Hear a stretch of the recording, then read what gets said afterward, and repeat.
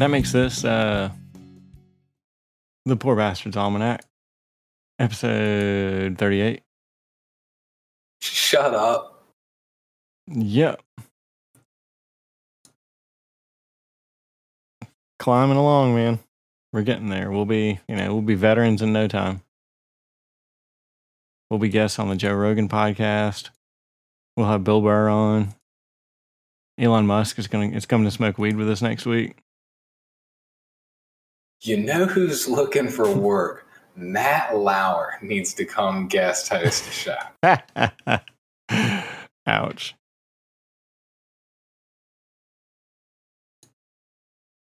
I can't believe we've done it this many times. Dude, we're almost a year into this. Well over halfway. Yeah. Oh, yeah. When did we start? Oh, shit. It was before September, because September is when I accidentally switched from Windows to Linux. Oh, yeah.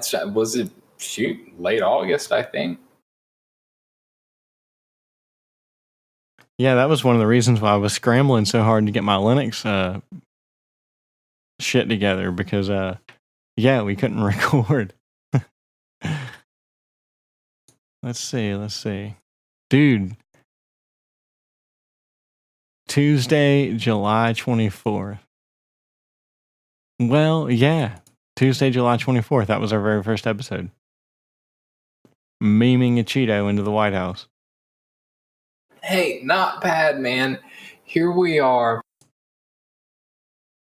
Yeah, effectively, 50 weeks into? What are we, 2 weeks away from that? Pretty much. A week and a half. 38 episodes. That's not bad, man. Not at all. That's not bad. Man, that's more than Fem Frequency puts out. That is just a level of commitment that I'm just not familiar with at this point in my life. Oh, man. I heard apparently Fem Frequency popped up on... Oh, my God. Popped up on what's that website? BitChute. Oh, my gosh, did she? But there's... it may or may not be real. What was it? Feminist Frequency. She's got to be fishing to get people to shit on her on BitChute so she can cry and say how it's nothing but a bunch of trolls. Bunch of Russian bots and trolls. Anonymous trolls. Yeah, their episodes are on there. I mean, I don't know if it's real or not. Who knows? Oh, this is not an official channel. Okay. But somebody's posting their stuff on BitChute. Dude, I mean, why not? Why wouldn't these people have an account on Alt Tech? Nobody tells them they can't. Nobody's going to kick them off, unlike, the people that get kicked off of other platforms. And maybe, I guess that's more along the lines of they don't see the need for Alt Tech because, they're on the right side of history. They're not going to get deplatformed for being offended. Not today, at least. I don't like how all these freaking entities can work together and try to erase your livelihood. Like they did to Alex Jones is egregious. Yeah. By the way, I know we're flying all over the place here, but he's been calling the Epstein thing for a long time. Oh, yeah. Which, I mean, you log into Reddit now and everybody, oh, yeah, we known about that for forever. Everybody, people have been knowing that. Okay. I mean, why are we just now caring then, I guess, Because, yeah, I mean, shit, I heard about Bill Clinton and Jeffrey Epstein, God, years ago, I guess now. Yeah, it was years ago that I heard about it as well. 2015. That's when I heard of it. Definitely leading up to the election. I just running around Oprah. Oh, Jesus. Yeah. Just real quick and I'll shut up. I've been playing an orc warrior named Brogar. And I've got him up to level 30, Fury Warrior. I like it. I mean, I grasp what they're throwing out as far as... What do they charge, $1 a level now? Yeah. I'm just kidding. I just, gave him my social security number. But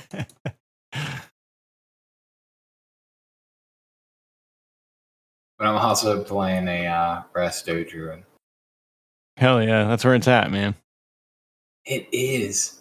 I'm level 15, so I just got to pick talents and stuff, and I really, really do like Druid heals. There's a lot of instant casts that are heal over time, and I like that. I like being mobile, and that's just not what Holy Paladin was. Holy Paladin had shit mobility. They had a lot of let's see. Holy Paladin there were some shields. There were a lot of just cast heals. There's a spell called Holy Shock that, I mean, you wanted crit to be your primary stat. Well, I mean, it was a build was to do that. And when your little Holy Shock would crit, man, you would get insane heals, dude. But at the end of the day, It was RNG, And let's see, is it Discipline Priest, which was very shieldy. But yeah, Resto Druid is very much a lot of heal over times. Which is good for really just topping off what the other heals are doing. They kind of keep you going in a battle because druids, they used to have pretty large mana pools too. So, I mean, you could keep on healing for a while, and that's because a lot of their heals were heal over times. So you throw those down, and it gives you some time to regen your mana. And yeah, I mean, a good druid or two can, give you a lot of stamina as a party in a battle. It's something I've never played, but I'm starting to finally get a grasp. Finally starting to get a grasp of healers because I've played 2 of them seriously at this point, a Disc Priest and Holy Paladin. I did arenas back in Legion. Of course, it was mostly 2s. I did some 3s. And I lost a couple. I lost more 3s than I won. I didn't play many. I did okay on 2s. It depended on who my partner was and how well they explained what we were supposed to do.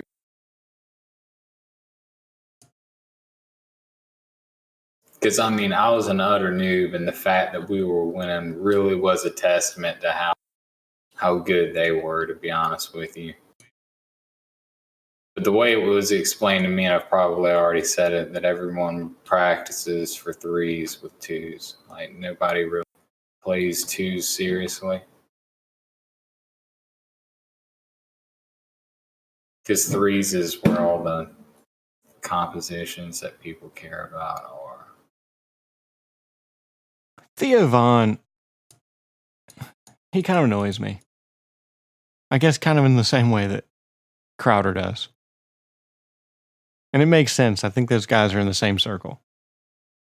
Holy shit. 180 degrees turn here.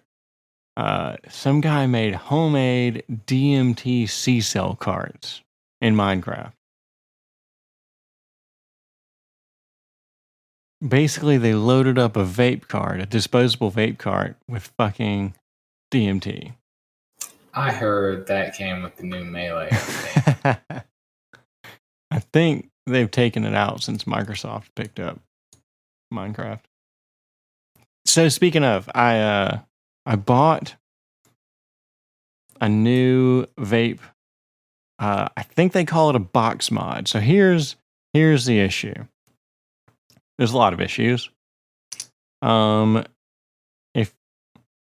If you don't know all the lingo, and it's illegal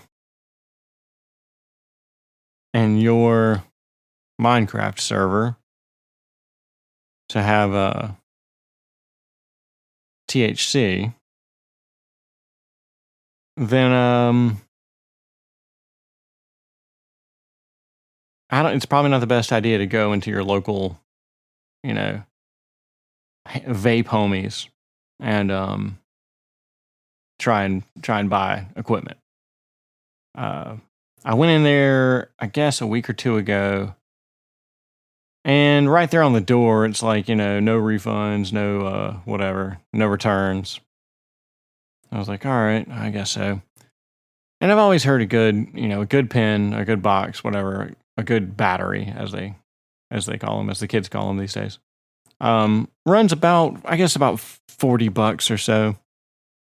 So as soon as I walked in, I found one, and I was like, wow, that looks like the one that, our buddy has kind of let me borrow. And so I was like, I told the guy, I was like, man, I'm kind of ignorant to this stuff. I kind of just started. A lot of my friends do it, and I want something small. I don't use it a lot. I don't need a huge one. I just do it when I'm out drinking, when I'm out at the bar. And immediately he starts showing me these fucking giant ones. And I was like, no, I said, I want, something small. And I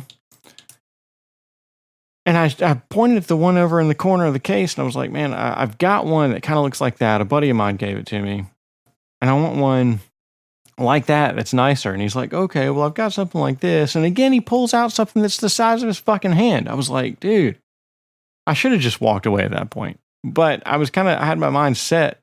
I had my wallet set on buying one, And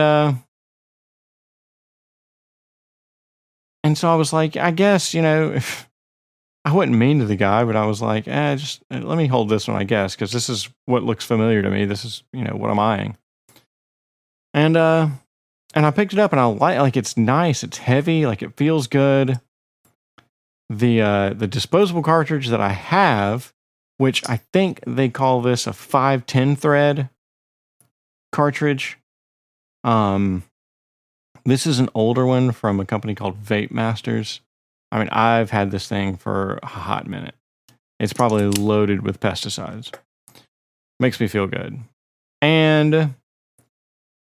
But I just got a new cartridge, and like a brand new one from what seems to be a really reputable company, one that a lot of people are selling. Which also, what I've just read today is that a lot of them could be fakes. It seems like the one I've got is real, though. Yeah, I've seen an X-ray of an X-ray of a kid's face where one of those vape pens blew up in his mouth. I mean, it busted his teeth and shit like that. Damn. Yeah, when you mention fakes, some of those have lithium-ion batteries in them, and apparently those are obviously not a stable. I don't know. Yeah, a lot of them come with, I guess, lithium-ion batteries in them, rechargeable batteries for sure. And you just plug them up to a USB port to charge it up. But yeah, I wonder how it like blew out his teeth. That must have been a big explosion. Because I mean, you typically like. Yeah, like his front and bottom teeth, like. That's nuts. Because the battery itself doesn't like go in your mouth. I mean, it goes close enough to it, I guess, depending on what you're using. So yeah, it could be. But yeah, I mean, who knows what model this kid was using. So my new cartridge doesn't fit. It's exactly the wrong size. And I've found it's difficult to find information online, even on legit sites, about what size different cartridges are. So my new battery and my new cartridge are incompatible, and there's no refunds. So I spent $50 on this thing, right? He was like, yeah, it's $49, blah, blah, blah. I was like, all right, well, let me just get this one then. And I'm looking online now. This exact same thing is $20 on the internet. So I'm kind of pissed about that. I'm pissed that it doesn't fit. So I don't know. We'll see. I might see if I can find a different brand of cartridge that fits it. But I guess, I don't know, maybe that's just a story, and if you got money burning a hole in your pocket, just go set it on fire instead of trying to spend it at your local vape shop. Don't shop local, people. Vape Bros. A cautionary tale in Vape Bros. Shit, I'm sorry, man. That fucking sucks. I mean, it's fine. At least it was just $50, but... And I mean, I don't know. I'll eventually find another cartridge that'll fit it, because I do like this thing. It's small. So yeah, I think I'm trying to educate myself on the terminology so I don't get fucked next time I try something like this. But I think this is called a box mod. And because it's like a little box that fits in your palm, basically, it's not a pen. I don't care for the pens. They're usually too long, especially once you screw your cartridge on the end of it. In the box mods, the cart fits down in the box, and then just the mouthpiece of your disposable cartridge hangs off. And yeah, other than that, they're small, they're easy to kind of conceal, or they just sit in your pocket. They're nice. I like them. So that's a box mod. I think the carts are just called like a 510 thread disposable cartridge, I guess. A little disappointed with that. So what I bought, so this thing is a Yokan Hive 2.0, and it does not fit 12 millimeter cartridges. And Dank Vapes is using 12 millimeter cartridges, and it does not fit. Did I bring up the interstate commerce clause in the last episode? I think I've talked to you about it, but I don't know if I brought it up to bitch about it on the podcast. For the life of me, I cannot remember. We may not have been on. We did both bitch about that. I think it was via text, though. I went digging because I'm trying to figure out, what gives the government jurisdiction over your fucking yard, over what you grow in your yard and then walk inside and use inside of your house. Like wheat, for instance. Let's see. According to this image on Google, the Commerce Clause serves two functions: as a source of congressional authority, yes, and as a limitation on state legislative power. The need to avoid state measures that unduly burden or discriminate against interstate commerce. Yeah, of course. The whole point of the United States is for these states with different laws to be able to trade back and forth with one another.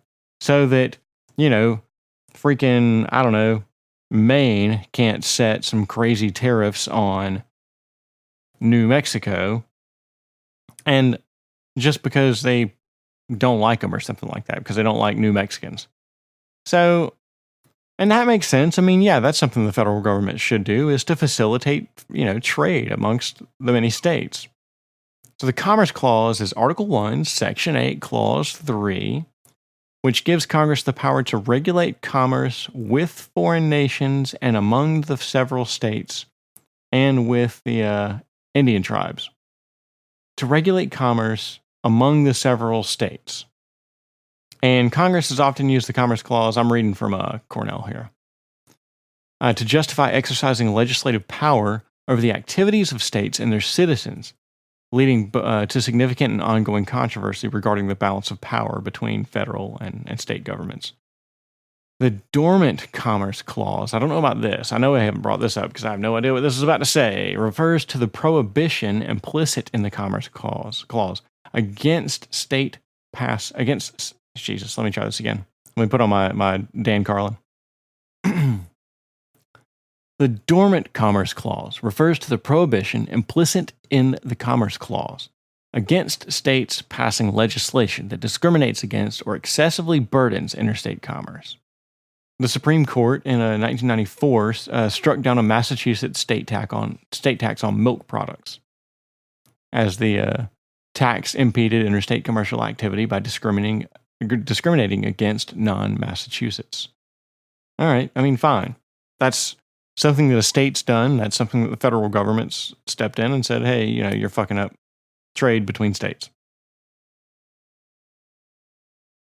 But also what the government's done is they've fucked some people up using that Commerce Clause.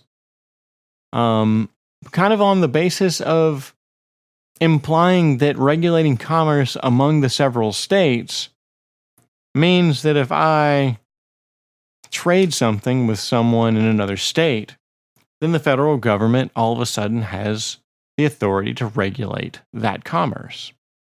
But I disagree that that's what this law says. This law very specifically says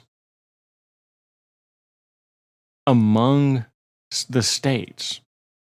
The word among means surrounded by, in the company of, or being a member or members of a larger set, or indicating a division, choice, or differentiation among three or more participants.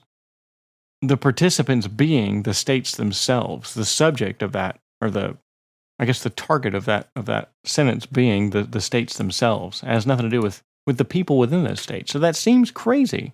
That seems nuts. But what would you do to go back and revert, Supreme Court cases like that, where a guy in Ohio was growing wheat for his family, and Congress was like, sorry, dude, you can't grow wheat for your family because you're not buying interstate commerce. You're not buying commerce from other states. God, what was the name of that? It was Filburn versus Fart Knocker or something, dude. Wicker versus Filburn. Wickard versus Filburn. Was a 1942 case. This is where FDR's New Deal had really started fucking people up. FDR is one of the worst presidents the United States has ever had. If not the worst president. He really fucked some shit up. I can't believe they let him get away with the New Deal. That shit is unconstitutional as fuck. Yeah, he got away with some pretty vast federal government expansion there. The Supreme Court interpreted the Constitution's Commerce Clause, and they decided that his wheat growing activities reduced the amount of wheat that he would buy for animal feed on the open market, which is traded nationally and is thus interstate, and is therefore within the scope of the Commerce Clause.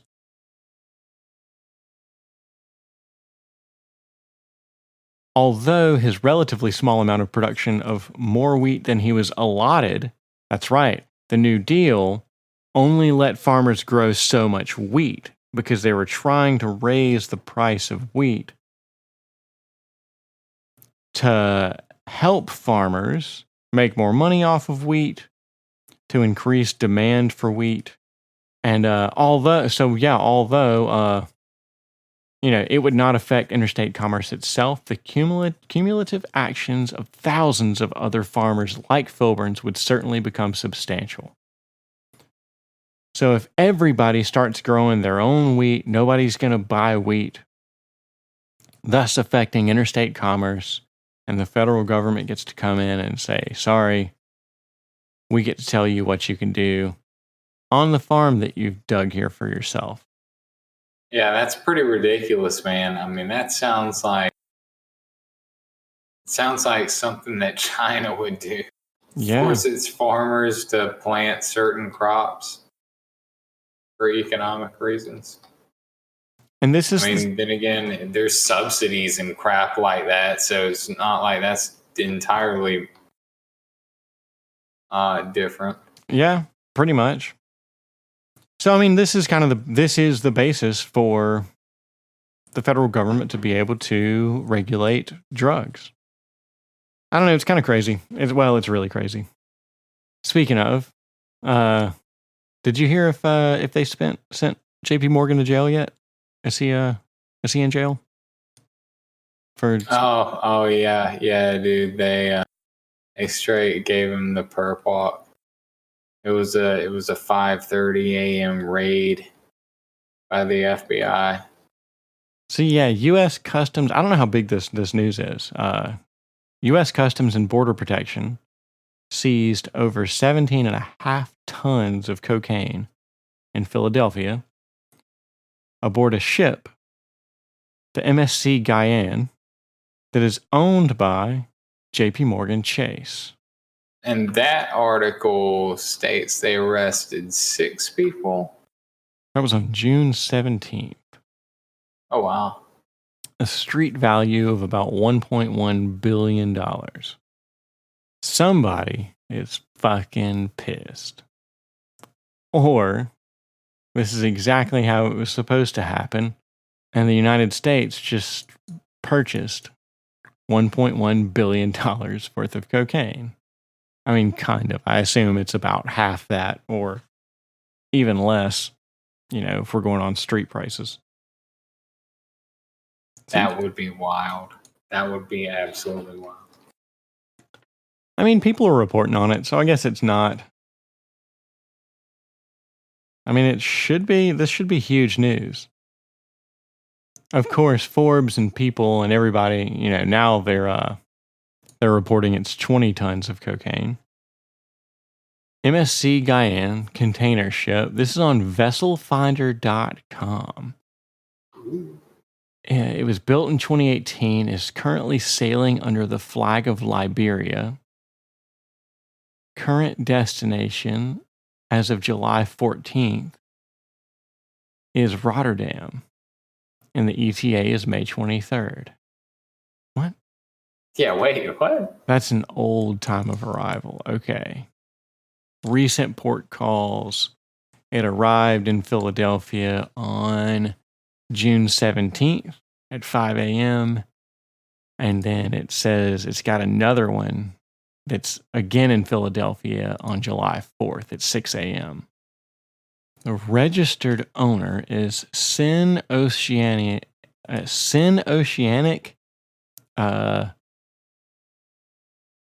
18 Ltd. Sin Oceanic Shipping. Shipsnostalgia.com. The world's greatest online community for people worldwide with an interest in ships and shipping. There's a picture of the MSC Guyane. Sin Oceanic Shipping AS is a private limited liability company domiciled in Norway with the business of international shipping. That's crazy. That's crazy. There is not a lot of info about this. I wonder, who really gets the stick for that. Someone was trying to catch the summer sale for the company Christmas party. Yeah. Trying to think ahead. Oh. So apparently the internet is talking about banding together to raid Area 51 on September 20th. Oh my gosh. CNET.com says that 750,000 people want to raid Area 51 to, quote unquote, see them aliens. CNN says these 6 memes illustrate why storming Area 51 is a terrible idea. Which is the top story from CNN. Oh, look at CNET with their autoplay videos. I will never click on a CNET link again ever in my life. HuffPost, feds warn alien seekers not to try their luck at Area 51. Polygon. That is beyond dumb. DuckDuckGo.com, Area 51 raid. On DuckDuckGo, we've got USA Today, Washington Post, Rolling Stone, MSN. And you just can't get away from big media. They're everywhere. There's Polygon again. So yeah, I guess the thought is that, 500,000 people run up on Area 51 and they can't kill them all. Because I think they'll shoot on sight if you start running up on them. Oh yeah, yeah. They'll definitely. Oh, they'll do some large scale riot control shit. Oh yeah, oh yeah. You're committing crime, and they will lock asses up whole fucking sale. And if you don't think they're not already, preparing for this, like these dumbasses are saying we're gonna do it on this day, so they know how much time they have. And yeah, I think people are going to be made examples out of. I'm serious. They've probably got the facilities to lock all of their asses up. And it will. And look, these guys don't have to go home. You know what I'm saying? If it takes 48 hours to round all your asses up out in the desert, because you think you're gonna disappear into the fucking cactuses somewhere around there. Jesus Christ, no. They're gonna see you the entire time on the approach. And it's gonna be a 3-day exercise in them hunting down and detaining every last human that even attempted that they even suspect of being a part of that crowd. That's funny as shit. Yeah. I mean, honestly, I think if people were smart, they'd already have lawyers preparing the paperwork. Charges are gonna look like. I wonder. I mean, dude, I bet somebody's with 500,000 people signed up. I bet one person will be out there at least. Oh yeah, someone's ass is getting locked up over this. Yeah, you can bet that. That's crazy. It's funny as shit, though. It is. We'll see how the media treats it. I mean, but if they're gonna glorify, the people that really do get the book thrown at them. I mean, at some point, like, I don't know. Our government does a lot of shady shit. Oh yeah, man. The United States government has been responsible for quite a few atrocities. So, I mean, what do you really do? Stop voting in politicians, I guess. I finally looked into why, into like Socrates, his criticisms of democracy. And basically, it's that people are stupid. People are not going to think before they vote. They're just going to go vote. And his solution was to only let people vote who show like some ability to think critically. And I kind of wish he'd have actually quantified that a bit. Because, I mean, how do you really, how do you do that? I mean, you can't just give people a test and say, hey, you passed the test, you're smart enough to vote. Because that's a real quick trip to the ACLU. It can be just one question. Are you an American citizen? What happened with that? I don't really know. Gosh, dude, I'm mixing up news there. That had to do with the census question. It did, and I think they ruled that it was unconstitutional to ask whether or not you're a citizen. What an utter crock. Yeah, it's crazy to weaponize something like that. I mean, I don't understand why a question like that has to be I think Trump went around that with an executive order where he tells federal agencies to share their numbers of illegal immigrants. I'm sure they do that already. It was something that is gonna, at least to some measure, get around not being able to ask that question and allow the Census Bureau to get data anyway. You'd be surprised, though, as far as organizations communicating with each other, you'd be surprised. Sometimes there are a lot of gaps, man. Yeah, that makes sense. I mean, I guess they're competing for funding, maybe. Yeah. Man, Streets of Rogue version 1.0 is now available. Oh, I saw that earlier today, brother. I just opened up Steam. Yep. So now I guess you can go sock the mayor and his ugly cigar smoking face. I don't know. It's a crazy game. It is such a fun game. Burning that freaking house down was just absolutely hilarious. And the random gang fights and stuff. Holy crap, man.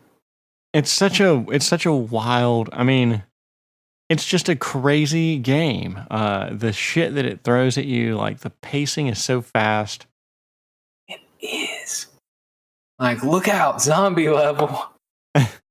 Good God. And you have to do everything fast. Otherwise, you're absolutely boned. Everyone will become a zombie within, 5 minutes or something. So what's the WoW Classic release? I think that's August 28th. Okay. I don't know what I'm gonna roll. I've been watching Mad Season's videos on races and classes and stuff, and I might give them another watch, to be honest with you. I mean, might go freaking human because of that weapon skill. Oh. Yeah, do you have to level up weapons in WoW Classic? Oh, buddy. Oh, yeah. Cool, good. I forgot about that. You had weapon skills, yep. Not everybody could use everything. And to use something, you had to sit there and fight trash mobs with it for a few hours first. Probably not hours, but you had to put some time into it for sure. Dude, I'm looking forward to that, but the way hunters had melee weapons and stuff, I like that a lot, man. Yeah, there's nothing wrong with the grindier portions of a game. A lot of people really take issue with it. I don't know. Having a grind is really not a big deal if you're doing it with people. The issue with grinding is if it's a boring fucking game and you're doing it by yourself and you're just like standing, then yeah, fuck grinding for anything. But if part of the grind is like hanging out with people and, shooting the shit or whatever, in a social kind of game, it's not that big of a deal. Everybody's just so hell-bent on, I don't know, like, I don't know what they're hell-bent on, really. It seems like they need to get to the end game content, immediately. But somebody finally, and I'm sure people have bitched about this before, but somebody was bitching today about the pre-order bonuses you get for ordering a game early. It becomes like, it's kind of stupid to get like, hey, this person enjoys our product enough to have bought the game early. Let's help them beat the game faster. You know? There's really not a lot of sense to be made there. But everybody does it. I mean, every studio, good ones, bad ones, whatever, they'll help you beat their game for whatever reason. It seems really stupid. Why, back in my day? No, but for real, back in my day, they just issued you that tiny little booklet, you know, with a link to the past. It's the tiny little secret booklet. It's like, if you're having trouble, open this little book. It's tiny, tiny little black and white booklet. And there was even a hotline in there that you could call if you were stuck for a reason. Oh yeah, I remember the old Nintendo hotline. Yeah, I want to thank, I don't know, either me or my aunt ended up calling the hotline over Link's Awakening. Because that was a tough game. Yeah, it was. I love Rock's Feather. I love that thing. Being able to do that little jump. Oh, did you see they've announced a new Switch? It's I think it's a Switch Lite. And it doesn't have gyro controls. It does not have removable Joy-Cons. And I don't know how big it is. But yeah, it's kind of, I think the whole thing may be a little bit smaller and easier to just kind of like slip down in your pocket. Which is a neat idea, I suppose. Because, you know, I guess kind of the goal with Nintendo, I'm sure, I don't know, I guess it would be financially profitable for them to merge their handheld and console markets. I guess, I don't know. I mean, that's kind of what the Switch has done. So I guess that's kind of the journey that they're on, whether they really meant to do that or not, because the Switch is a portable console. Not quite as portable as the 3DS, but I mean, my 3DS XL is pretty big. I mean, they've always been at the top of the handheld market and at the top of the console market. And I don't know, that's, I guess that's their angle on mobile gaming, you know? Possibly. Yeah. I mean, freaking Japanese are smart, dude. Damn, are they smart. And, actually the big point of the Switch Lite is it's only $200. So that's $100 off the normal Switch console. Ooh. Yeah. The games are still expensive as fuck, though. The games are still $60. That's golly. Yeah, I mean, that's makes you wish you could sail the high seas. Did you know Gaming released a Switch piracy video today? I haven't watched it yet. It's on my to-watch list. Oh, speaking of YouTube, man, hey, this is a good topic here. Dude, YouTube, I don't know. YouTube's definitely done something fucky with their algorithms lately. Styx has talked about it a bunch, but I've seen it firsthand for sure. The recommended videos are not the same as they used to be. According to Styx, they've created a priority creator status for some of their clients. Like he says, it's like the Jimmy Kimmels basically. Whereas your normal YouTubers, whenever you get hit with like a copyright strike, they immediately take the video down, no questions asked, and fuck you and your couch.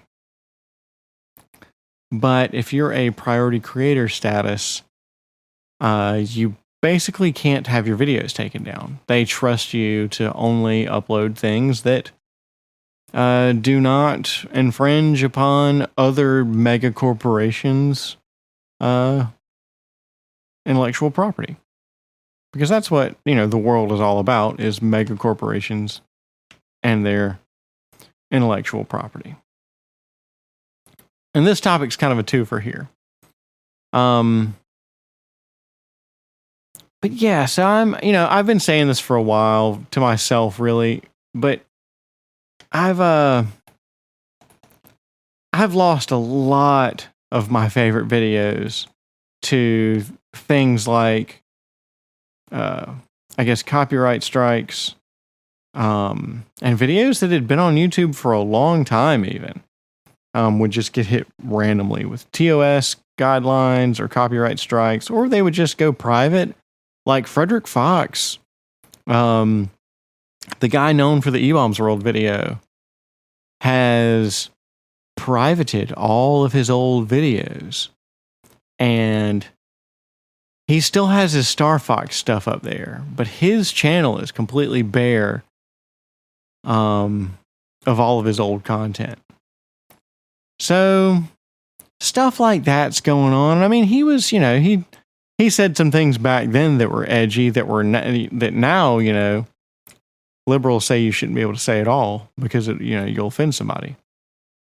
Because liberals are the new fundamentalist Christians. But I read something on Reddit not long ago about a command line program called YouTube-DL. And it's cross-platform. It works on, I guess, Mac, but certainly Linux and Windows. And it's just a command line interface. So in Windows, you could put up batch scripts to download a bunch of different things. Kind of the same thing in Linux. You just set up a multi command line prompt, basically. Or you're able to download whole playlists at a time. And it doesn't just download from YouTube. You can download from a lot of different sources. I actually found one of my lost videos on Dailymotion. And you just plug the Dailymotion URL in, and bam, it'll download it from there too. So yeah, I downloaded 6.5 gigs of my favorite YouTube videos. And now I don't have to rely on Google to keep being the internet police for Sony and Universal Music, which may be a Sony subsidy, who knows. And I feel better about that. I've got the hard drive space for it. Now I can go watch those fucking videos. I guess now I'm just waiting for the recording industry of America to walk in my front door and say, hey, we got to look through your computer. We think you might be listening to music without paying us money. We're not paying those artists a fucking dime, but we're gonna beat the shit out of you for it anyway. It's extremely predatory. Digital rights management. I don't know. I don't think the government, I don't think other companies should really get involved in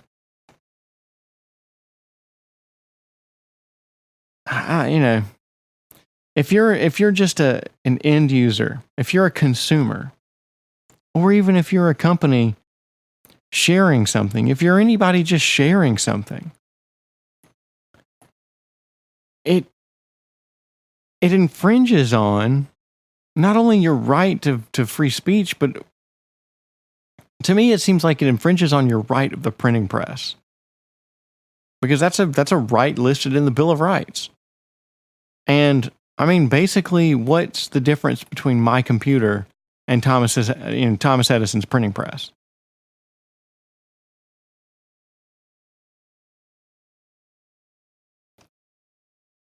If I have information and I want to share that information with a zillion people, I should be able to without consequence, no matter what that information really is. I don't think it matters. I don't see why it matters what the information is. I know this and I can tell other people. You can't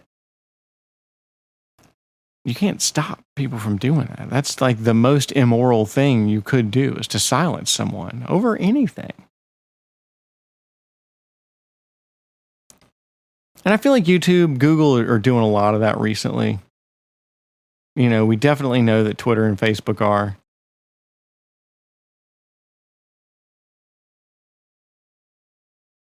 So I'm trying to not, get really tied down to these companies for content that I enjoy. I don't think that's a smart move. But speaking of liberals being fundamentalist Christians,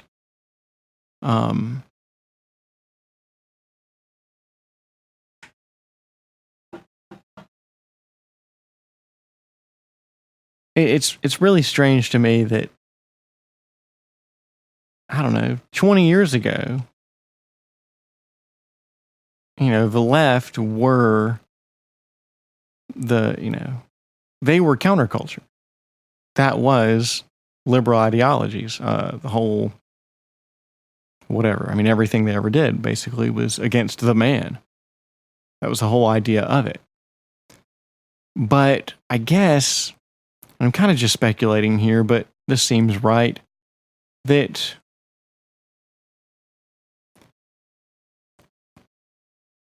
I assume this kind of got started when the internet bubble happened.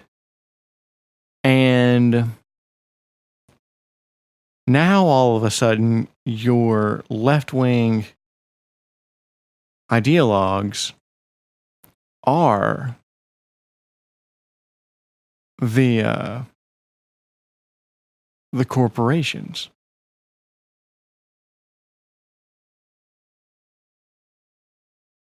So I guess it makes sense that now, that's your regular culture, but your conservatives, your right-wingers, are your counterculture. And, to make that point to people, especially on something like Reddit, it just blows their mind. They're like, they couldn't possibly fathom the fact that they are part of the establishment. So yeah, freaking Reddit, and that's, holy crap! What a whole nutcase study that is. Like Reddit politics users and their reactions to reality, and Jesus, and what they believe reality is. Good Lord. Yeah, Reddit's a special place. I don't know how much longer well, I don't know. There's still good subs on Reddit. There's still good small subs on Reddit for, your everyday things. But to get real information, like real news, Reddit's just not there. I've heard a lot, and actually my Google News today, my specially curated Google News told me that there's something about this company or this app called Mastodon.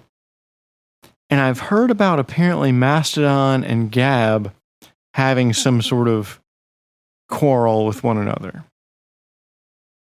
And this was an article from The Verge talking about Mastodon is having a problem with Nazis. And it's really fucking weird to me. The word Nazi really gets thrown around more and more easily every week. Now you're just a Nazi just for being white, I guess. I don't know. Like, these people aren't... I seriously doubt these people are real Nazis. I mean, in fact, I know they're not real Nazis because the Nazi Party doesn't exist anymore. I still think it's genius that, well, whatever, to reestablish the N-word with Nazi. That is so fucking funny. And I mean, it makes sense. I mean, you're disparaging a race of people, calling white people Nazis. It's not really all that much different from everybody else's favorite N-word. And honestly, it will shine a light as to how fucking stupid people are over a word. Yeah. Yeah, I agree. I mean, honestly, would I go into a job interview saying it? No. Fuck no. Just like I wouldn't go into a job interview cussing and stuff. Right. But good Lord.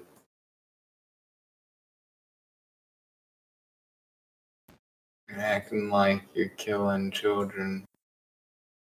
Oh, speaking of killing children, what was the and this might be the last topic. It's I think we're going a little long here, but what was this? There was a senator who said something about about that cocaine bust.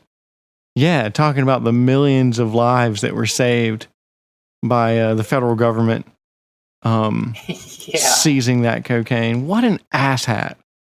What a complete moron, propaganda shill. The government did a good thing today. We stole a bunch of drugs from people.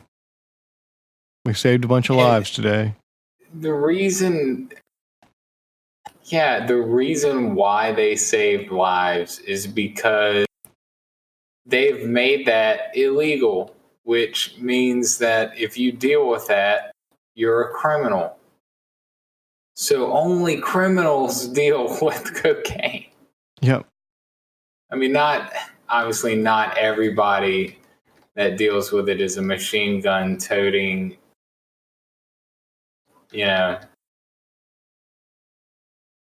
bastard from South America. Yeah, not at all. I mean, obviously.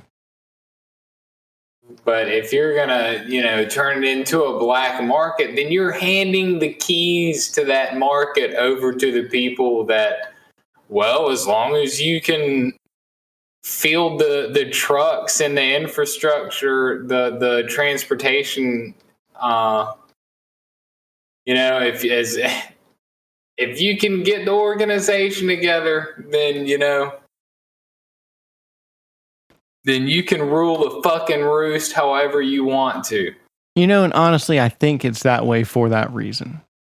I think there's definitely a lot of profitability in keeping drugs illegal. I mean, I don't necessarily want, I don't want my drugs taxed. The less things that are taxed, the better. I just think that there are now studies being done in states that have legalized marijuana where you're reporting that teenage usage has decreased because in order to get it, you got to get it from across the counter, and those guys check IDs. Yeah. If you make it, it's obviously those places. I have not heard of there being a weed black market in states where it's legal now. Have you heard anything like that? No. I haven't. And I mean, well, kind of. Because a lot of weed that makes its way this way is comes from some of those dispensaries. So somebody's still making a lot of money in the black market related to those dispensaries. Okay. But I mean, that may not be within the state.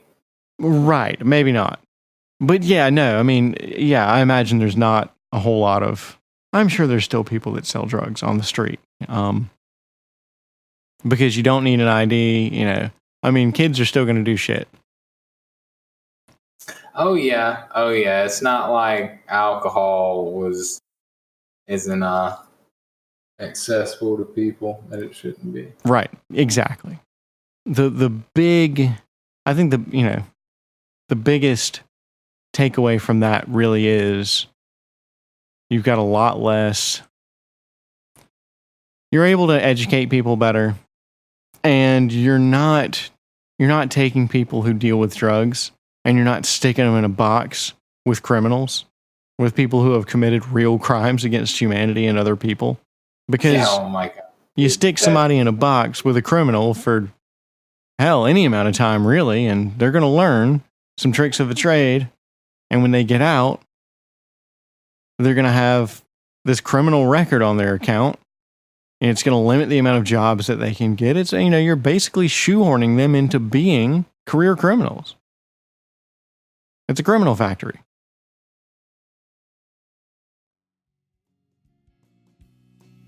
Yeah, get in there with, what was it, Inbred Jet the Carjacker?